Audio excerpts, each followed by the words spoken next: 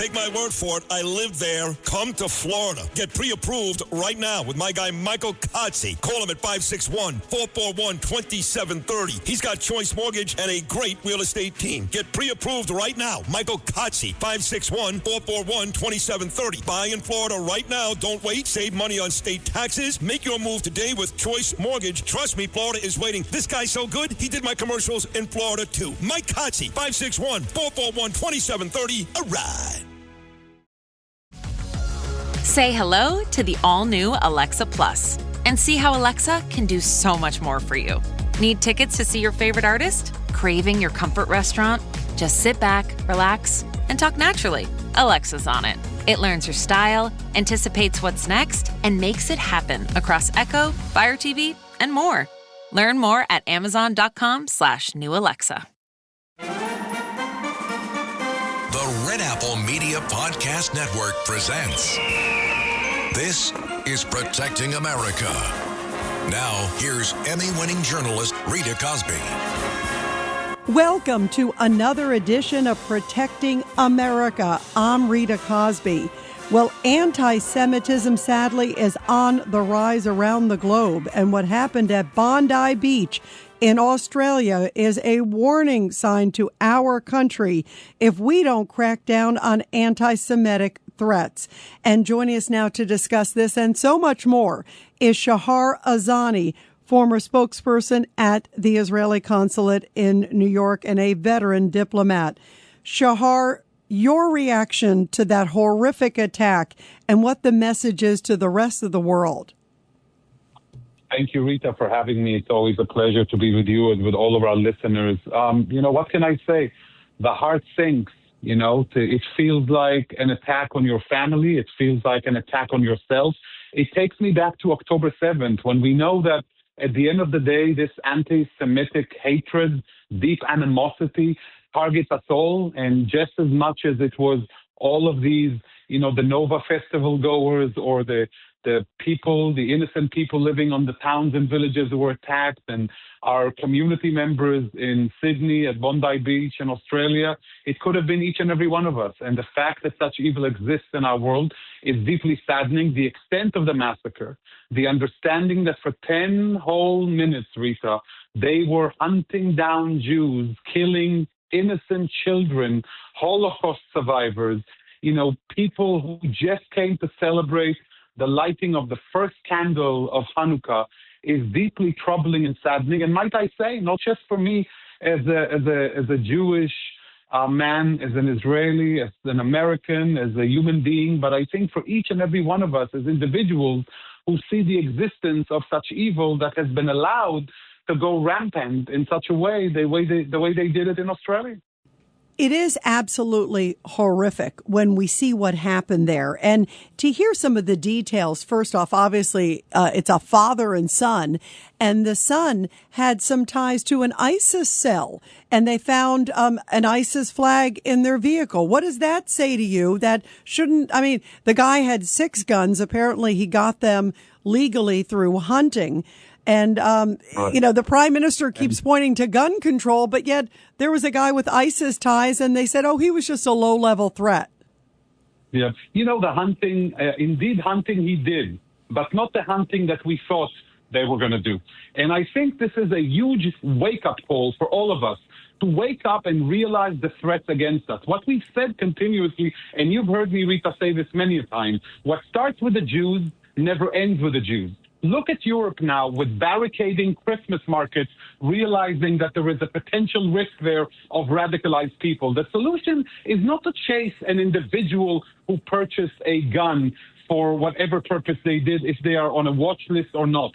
The response is to wake up when people stood in the Sydney Harbor on October 10th of 2023, mere days after the massacre of thousands of innocent Israelis. And they chanted, if you remember, Rita, gas the Jews. What kind of action have we seen from the Australian government? None. What have we seen in Australia in the last couple of years since that atrocious attack? When synagogues in Sydney have been firebombed, when restaurants under Jewish ownership have been vandalized, cars outside Jewish homes have been torched, and we've seen the anti-Semitic graffiti that has become ubiquitous all over Sydney, especially around Bondi Beach, that says "Kill the Jews." And what has been done? Nothing. Every weekend we have seen these anarchists, supposedly pro-Palestine, but really pro-Hamas, intimidating, chanting their evil slogans, chanting "Globalize the Intifada." What does it mean, globalize the Intifada?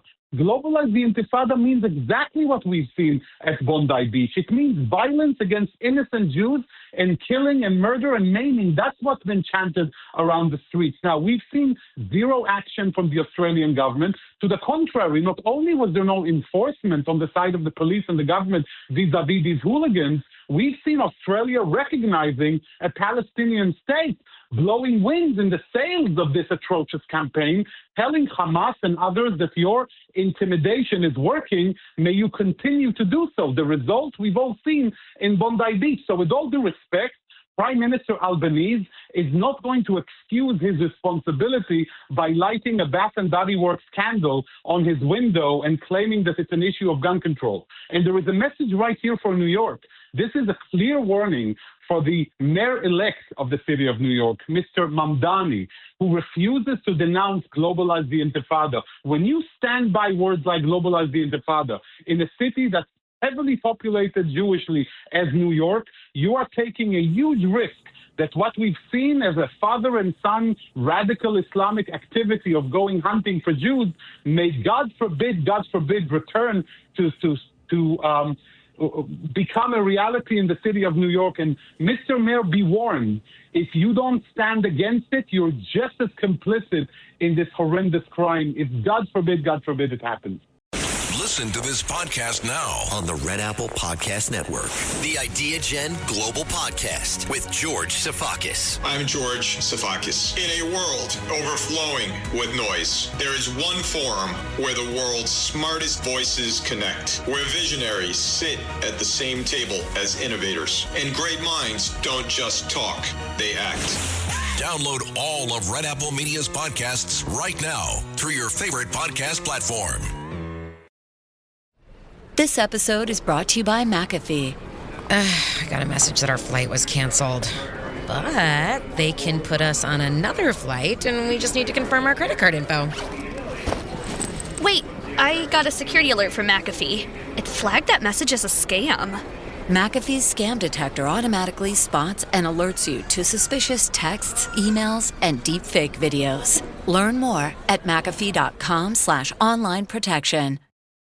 REI Co-op presents a perfect outdoor moment with the perfect gift.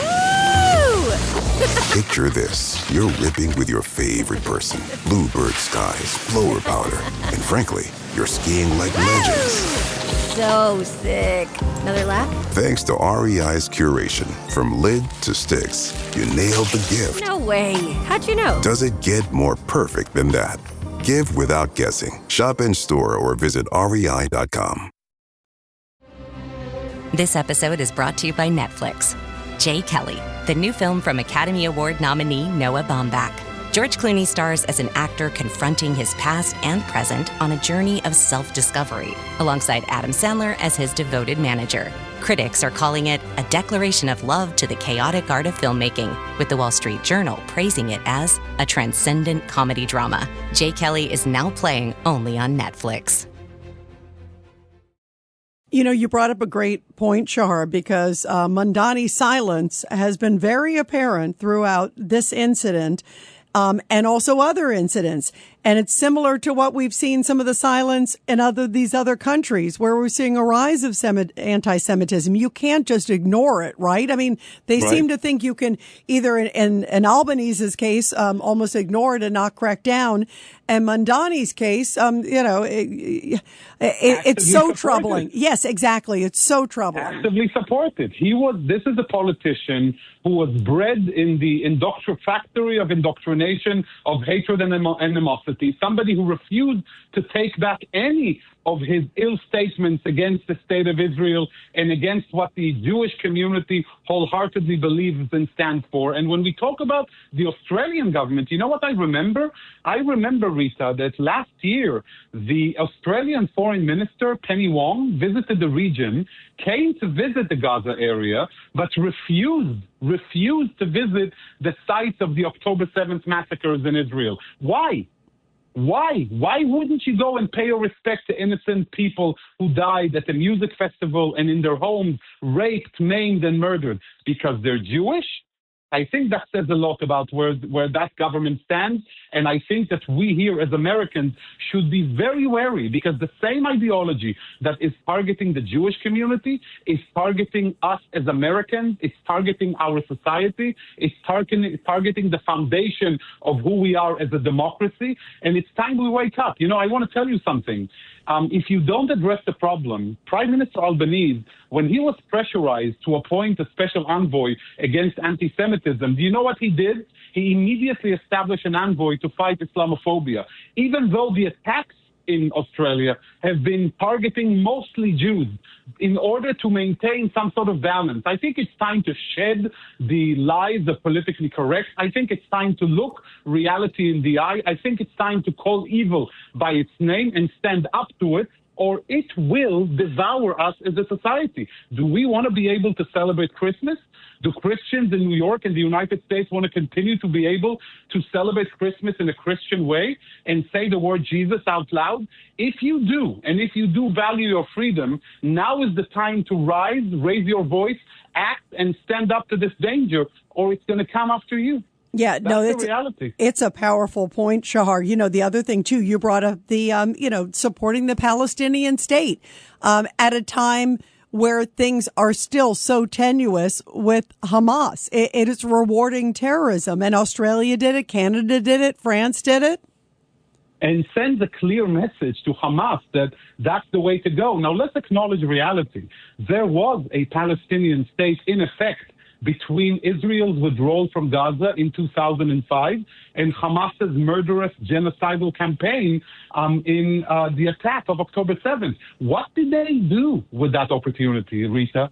When Israelis were hoping that Palestinians will take advantage of this opportunity and build the proper infrastructure, create a society that's worthy, show us to the world, to themselves and to the entire world that they are capable of having a state, of managing a state. The result was billions of dollars that came from Qatar, billions of dollars that came from the donor countries, from your pocket, Rita, from the pocket of the ordinary American taxpayer that sent donations to support the Palestinians, and it went directly to build a massive, massive network of tunnels that Israel has been systematically dismantling in the past couple of years, a huge infrastructure of terror. It immiserated and killed Israelis.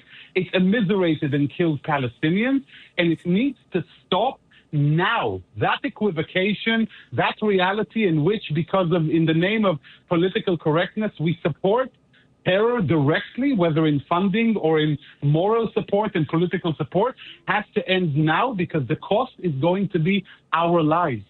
What about also in colleges too, Shahar Azani? Because that continues. The anti-Semitism clearly continues on so many college campuses. Has there really been any improvement?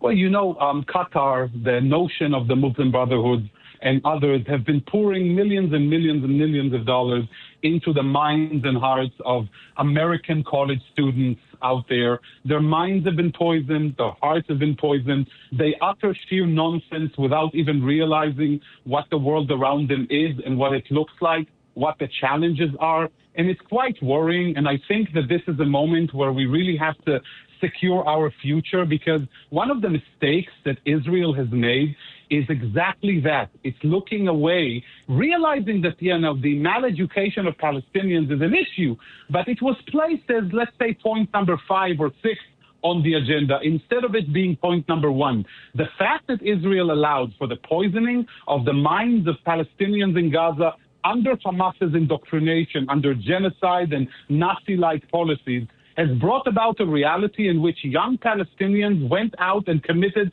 atrocities worse than those committed by the Nazis. Now, what's happening in the States? We are allowing for the same kind of poisoning in the name of endowments and chairs and money that's funneled to the American college campuses on behalf of these evil dictatorial regimes who attack the hearts and minds of our younger generation, trying to guarantee that the very same kids, our kids, will rise against our culture, will see the United States as an evil agent in the world. And sadly, we're seeing it all over, not just when it comes to Israel. We're seeing it in the plot exposed today by the FBI, the cell that's planned on executing a terrorist attack on New Year's Eve in the Los Angeles area, and the same cell being pro-Palestinian and anti-American. These two, Rita, go hand in hand. And that's why what you're mentioning now, Rita, this incredible danger has to be tended to immediately. Education stands at the core of our survival, not just weapons. You know, one of the things is you brought up, too, it's sort of the green and the red revolution, right? I mean, it's sort of like the two of them are joining forces. And in fact, in that Los Angeles bust, they found a Palestinian flag and they were saying death to America, death to ICE.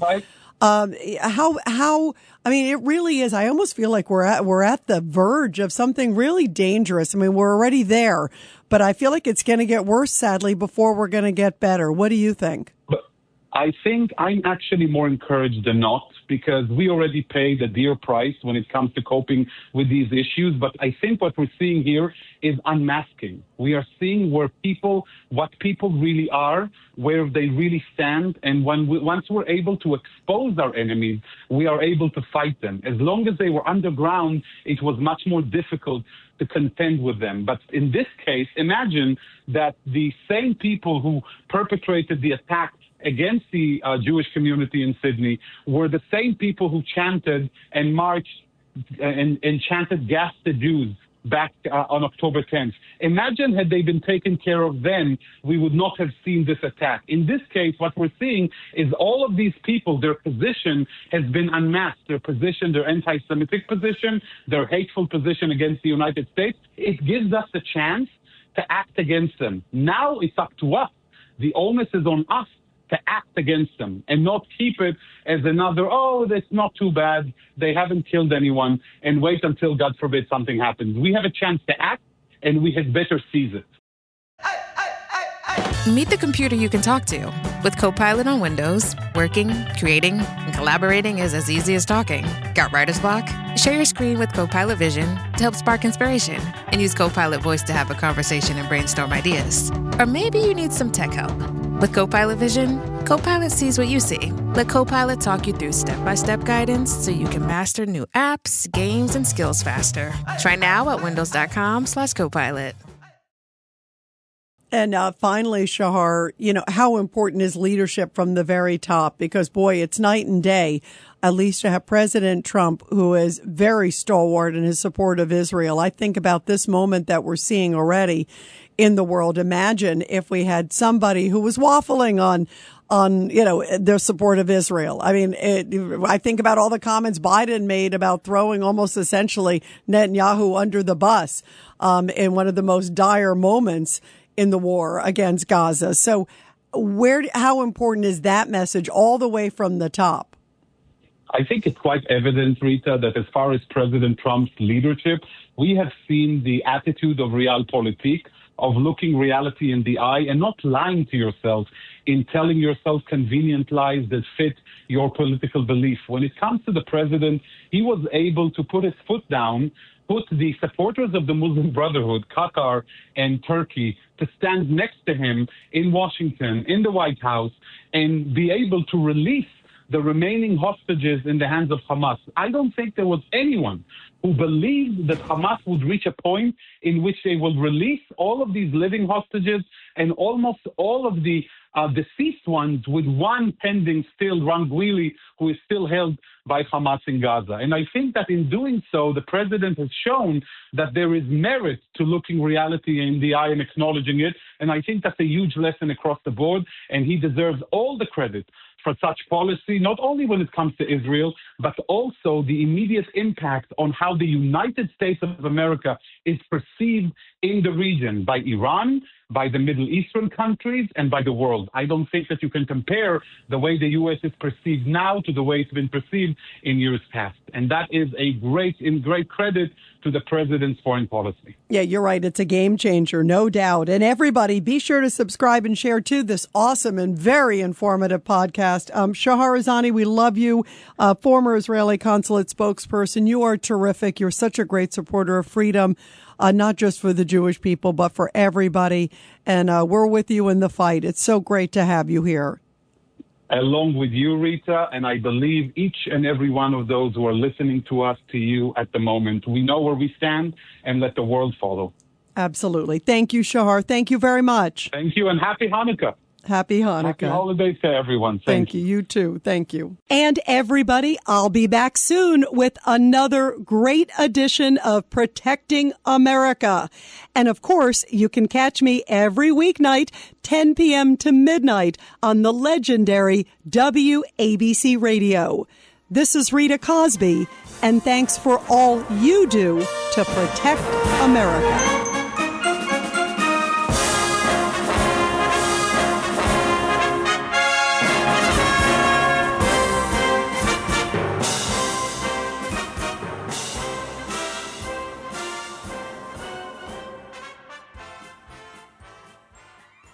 Every week, the Payne family cuts straight to the real financial story. The one question, Bob, everyone's asking is, are we in an artificial intelligence bubble? You've been through boom and busts. What do you think? No hype, no myths. Just what actually matters to your money. It does feel very similar to what we experienced in the 90s. Where are we, though? Are we in 1995, 1997, 1999? Listen to the Pain Points of Wealth on the Red Apple Podcast Network. Hey, Ryan Reynolds here from Mint Mobile. You know, one of the perks about having 4 kids that you know about is actually getting a direct line to the big man up north. Mm-hmm. And this year, he wants you to know the best gift that you can give someone is the gift of Mint Mobile's unlimited wireless for $15 a month. Now, you don't even need to wrap it. Give it a try at mintmobile.com/switch. Upfront payment of $45 for 3-month plan equivalent to $15 per month required. New customer offer for first 3 months only. Speed slow after 35 gigabytes if network's busy. Taxes and fees extra. See mintmobile.com.